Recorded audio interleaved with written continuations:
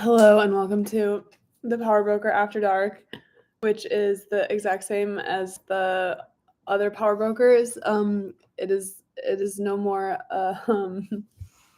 sexual. It is just simply dark outside. Usually I don't do this so late at night, but I don't know. Okay. We are on page 294, and there's really a lot of power now. It's exciting to see the transition from Al Smith governor to FDR. Okay, so Al Smith left the governor's office in Albany, or the governor's mansion, and FDR moved in, and Al Smith was like, "Call me." That's where we left off. But he did not. FDR did not call. After a week had passed and Roosevelt had not contacted him, Smith swallowed his pride and telephoned the new governor. He told Roosevelt that he had assumed he would want some assistance with the details of his inaugural address and first message to the legislature, and had asked Mrs. Moskowitz to prepare a list of items that might be included. Roosevelt replied that the address and the message were almost finished, but he would be glad to show them to Smith and Mrs. Moskowitz when they were. And this, as Arthur Schlesinger puts it, he forgot to do. When the address was given, it was devoted largely to rural problems and made hardly a reference to what had gone before. When puzzled reporters asked Roosevelt whether he was going to continue the Smith policies, his evasive answer was, generally, for that is what we said all through the campaign.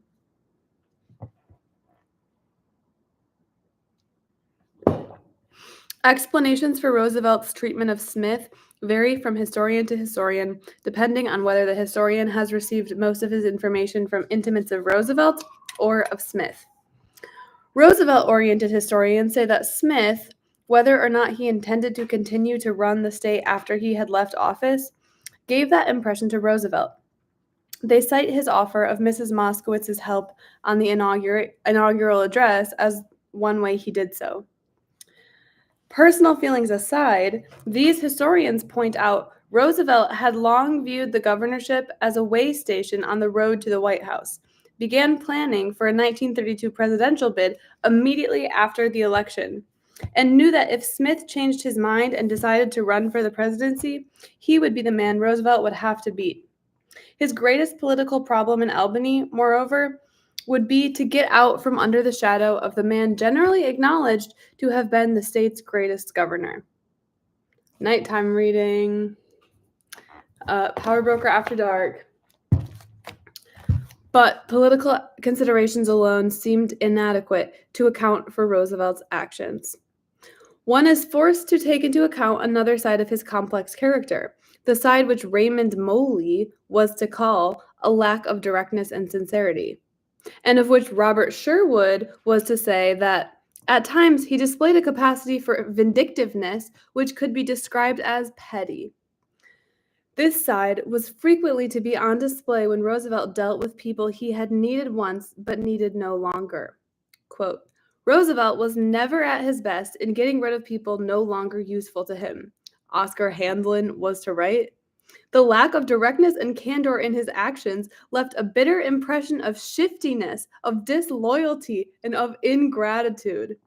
And the impression was to be strengthened in his relations with Smith and Smith's people, in Moley's opinion, because Roosevelt was deeply sensitive to the fact that so many among the people who knew him believed, for one reason or another, that he lived beyond his intellectual means. This is like, I love it when it feels like you're reading the Byrne book. Everyone's like, okay, Roosevelt's dumb, like Roosevelt's petty. Says Moley, this opinion hurt Roosevelt, but he braced his determination to overcome it. It may be added that with this effort came a not quite Christ-like tendency to beat down not only the opinion itself, but those who held it. Yeah, this is FDR. He has a not quite Christ-like tendency to beat down people he disagrees with.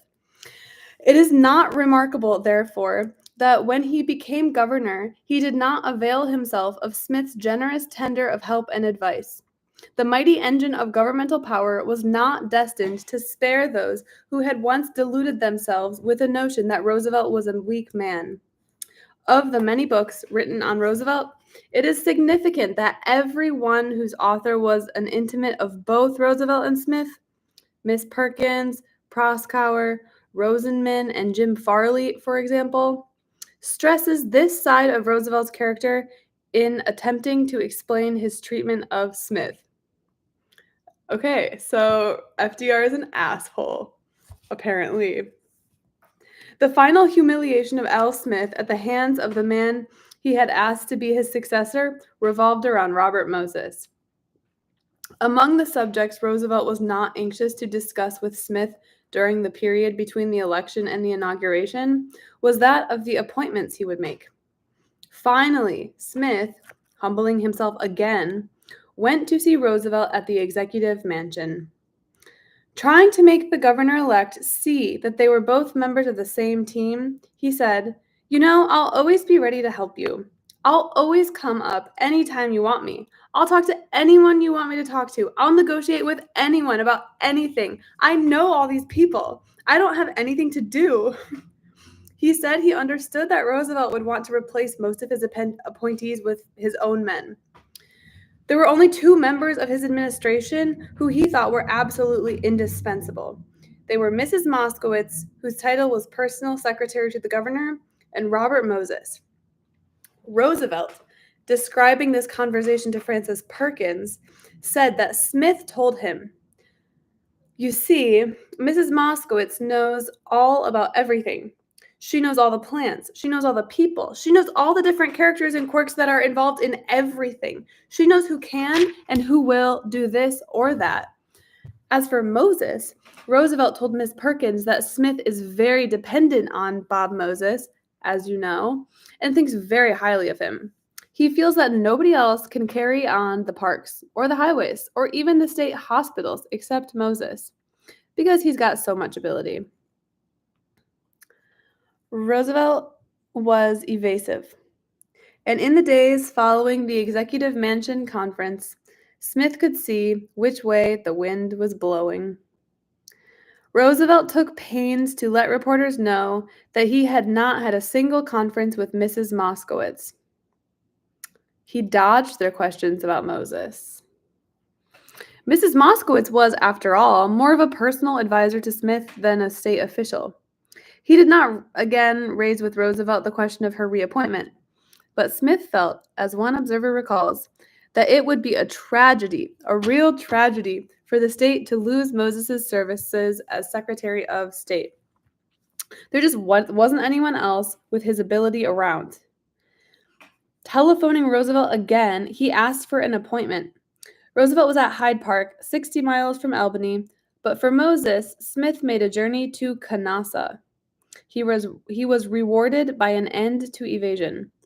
As soon as he had finished pleading with Roosevelt to reappoint Moses, the governor-elect leaned back, puffed on his cigarette for a moment, and then said flatly, "No, he rubs me the wrong way."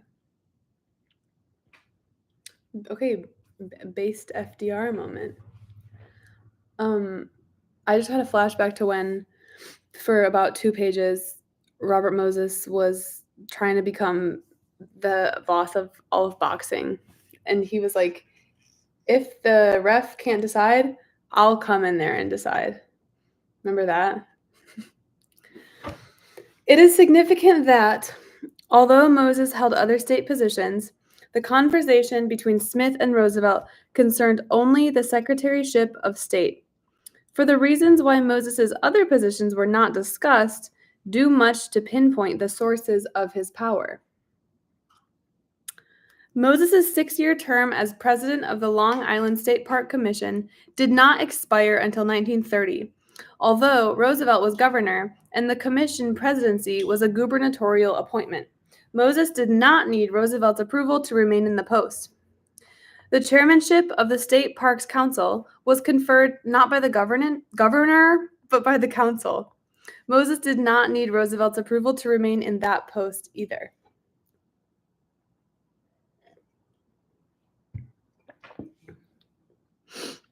One second, I have to check on my banana bread. I'll be back in a second.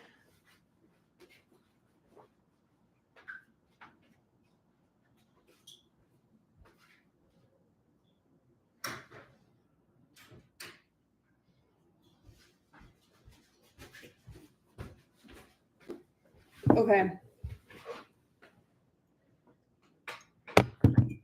I bought new pans, and I've never baked anything in them before, so I don't really know how long to have it bake because they're kind of weird sized pans. So I just had to check on them, but it's going well.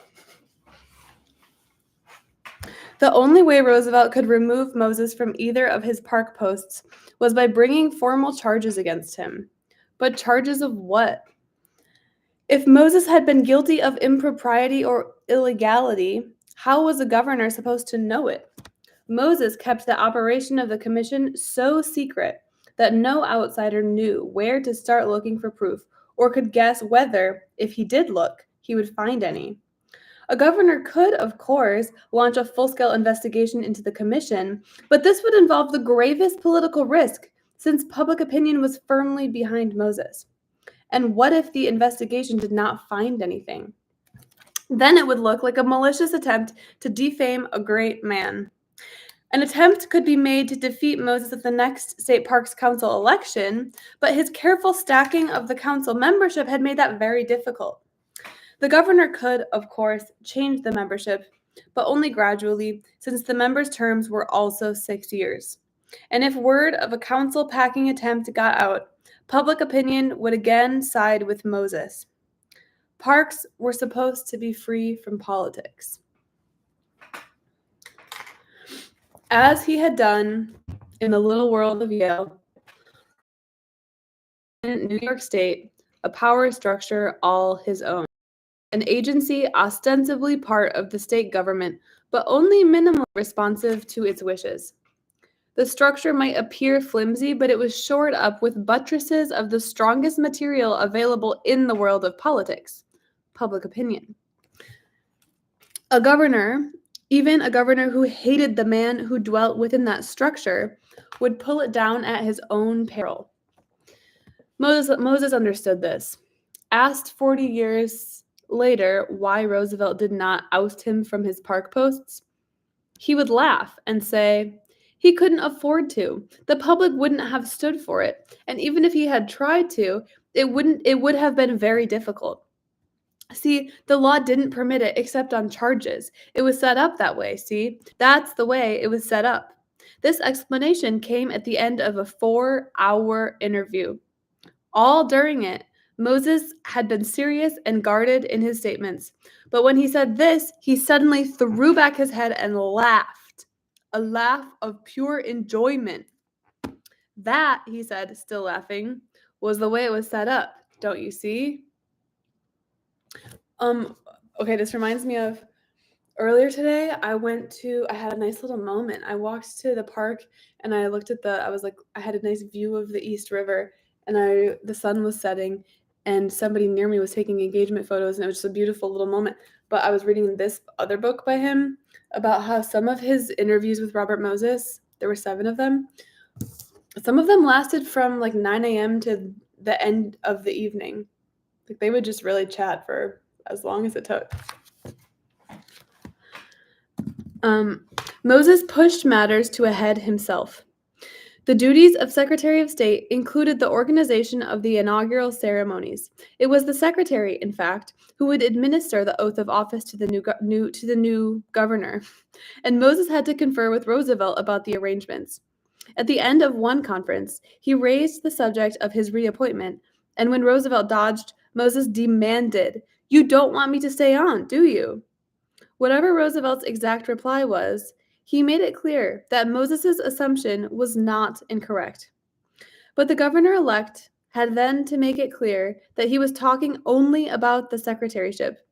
He had to ask Moses hastily to stay on his park jobs. Revenge could not have been nearly as sweet as he had hoped. The aftermath of the conversation must have made it positively sour. Stalking out of Roosevelt's office, Moses immediately composed a curt letter saying that he would resign as Secretary of State when Governor Smith leaves Albany. Then he released it to the press, embarrassing Roosevelt, who had no successor ready to announce. Moses, moreover, included in the letter a paragraph saying, "In accordance with our understanding, I shall carry on with the state park work." And a flood of editorials greeted this statement with relief. "It is gratifying," said the World. "Gratifying," chimed in the Times. And Roosevelt, in a hastily composed one-paragraph reply to the resignation letter, had to express gratification too, saying, "I am, of course, very happy that you will continue to carry on the work. You have rendered conspicuous service, and I can assure you that I shall often avail myself of your continued cooperation." The identity of the replacements for Moses and Mrs. Moskowitz could not have been more insulting to Al Smith if Roosevelt had selected them with that aim in mind. I'm checking on the banana bread again. You can come with if you want this time. Field trip. We're going to the kitchen. All right, here's the oven. I'm just gonna take a little peek. I don't think I have a light. You know how most ovens have a little light? I don't think I have that. Okay, I think I'm gonna let it. Let me see. It needs a little bit longer. Okay, I'm gonna let it keep cooking.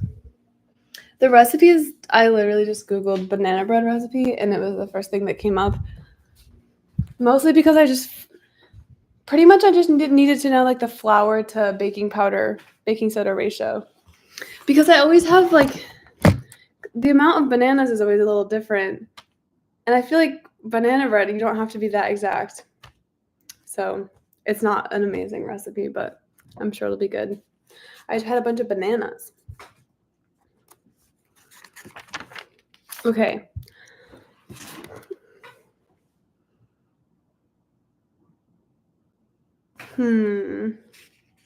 Okay, the identity of the replacements were really insulting to Al Smith. As his personal secretary, he chose Guernsey Cross, whose sole qualification was that he was big and strong enough for the governor to lean on when he walked. As Secretary of State, he chose the boss of the Bronx, and that was capitalized like a formal title, Edward J. Flynn, whose experience in government, as distinguished from politics, was non-existent, and who didn't even want the job and would not agree to take it until Roosevelt, after Moses resigned, frantically pursued him on a trip around Europe by transatlantic telephone calls and cables. Okay, that's different than actually following him around. That would be so... Imagine going to like a fun vacation in Europe, but also having it feel like kind of a heist situation. The basic reason for my appointment, Flynn later wrote, was that Roosevelt did not want to appoint Moses. Flynn's lack of experience in government forced Roosevelt to downgrade the secretaryship, reducing it mainly to its licensing and ceremonial functions. Ugh, no boxing. Flynn never devoted much time to it, and it was never again to be a sort of deputy governorship, or in fact, of any real importance in the state governmental setup. What made Roosevelt's refusal to reappoint Moses all the more bitter to Smith was that the new governor, anxious to avoid any appearance of an open break with his immensely popular predecessor, reappointed 16 of the 18 members of Smith's cabinet, everyone except Moses, the only one Smith had asked him to reappoint. And the state industrial commissioner, a minor official whose dismissal Smith intimates interpreted as a throw-in so that newspapers would not be able to comment that Moses had been the only one thrown out. At the inauguration, however, Smith and Roosevelt put on a show of harmony.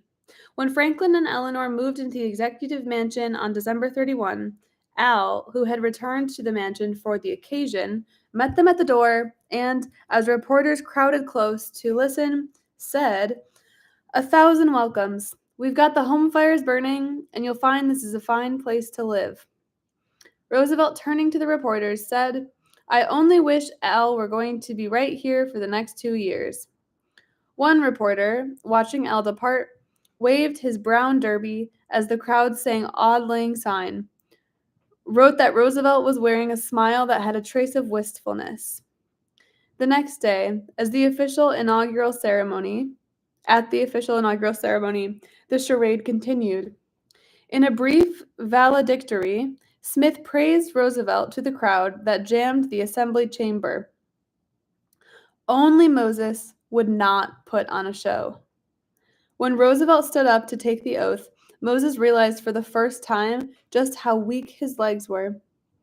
Quote, the platform was high above the crowd, he told the author, and people couldn't see what was going on, but both his legs had to be locked upright, the hinges squeaking and then snapping into place.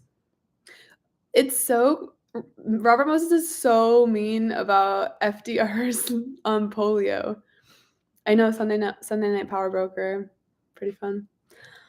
But that didn't stop I keep saying Roosevelt. But that didn't stop Moses from doing what he had planned.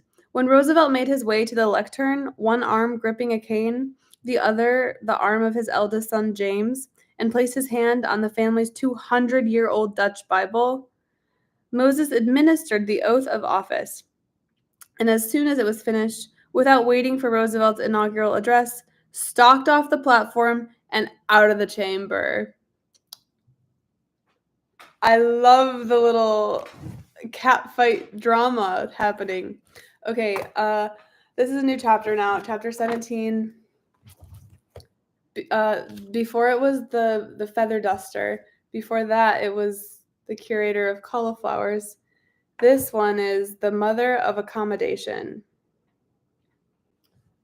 I'm probably going to stop here, I think, actually. I'm stopping here.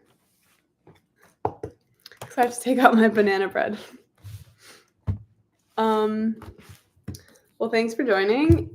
We're now on page 299. Really exciting. So close to the big 300, which will mean we're already more than a quarter of the way through. So that's huge. Look at that. This is not embarrassing to be reading on the subway. It's embarrassing if you're on the subway reading a huge book. It's embarrassing to me, at least. It shouldn't be. But it would be so embarrassing if you were reading an entire book and you were like on page 6. Like, to me, there's something about this where it's just, don't do that in public. But I shouldn't care. I don't think people should care. I just care.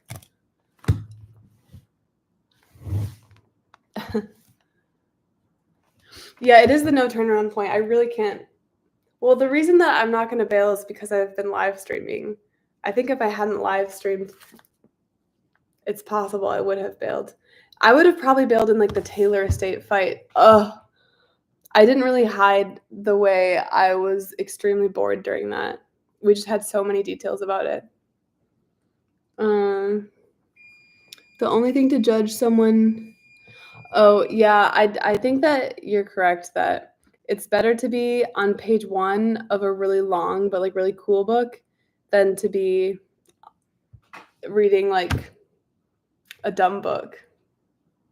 I'm trying to think of like the most embarrassing book to read in public. Like one of like the really stupid like self-help books.